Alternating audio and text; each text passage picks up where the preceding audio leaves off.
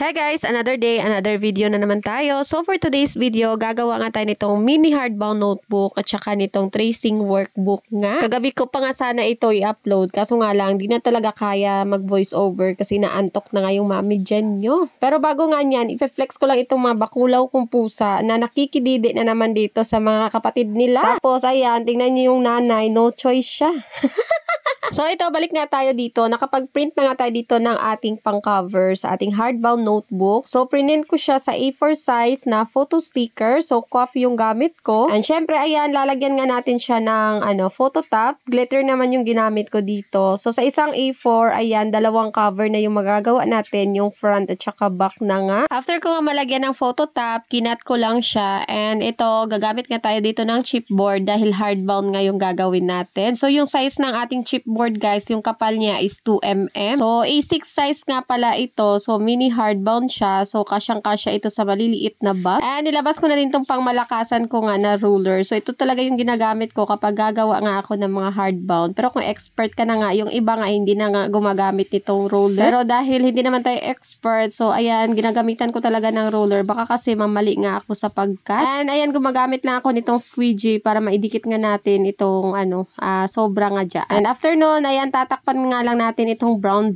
So, calendar nga yung nilalagay ko para matakpan nga siya. And syempre, sa photo sticker ko pa rin siya piniprint para, ayan, maidikit na nga lang natin. And sa mga maghahanap pala ng mga link ng aking mga ginamit. So, ilalagay ko lang yung mga link, guys, sa comment section. Ito, fast forward na nga. Natapos na nga natin itong cover natin, front and back. Syempre, dito na nga tayo sa ating insert. So, hardbound notebook nga pala itong order ni client. So, yung insert niya is, ayan, mga notebook line nga siya. So, ito nga yung print ko nung nakaraan na, ayan, madami nga ako naging reject kasi hindi nga magpantay yung linya. Yun pala, mali nga pala yung layout ko. Kaya, ayan, check nyo talaga yung layout nyo. Sa pagprint nga ng notebook line, so direkta ko na nga siyang printin sa A6 size. Siyempre, dahil meron na nga tayong mga pre-cut na bond paper, o diba? So, going back nga, after nga natin doon sa cover, pati nga sa insert, so ayan, bubutasan na nga natin. So, yung ginagamit ko kapag mga hardbound is itong cinch nga na binding machine. So, dito kasi is kaya niyang butasan yung 2mm na chipboard. And syempre, kaya din i-bind yung 100 leaves. So, 100 leaves nga itong hardbound notebook natin. So, yung isang binding machine ko kasi, so 1mm lang yung kaya noon na chipboard. And syempre, hindi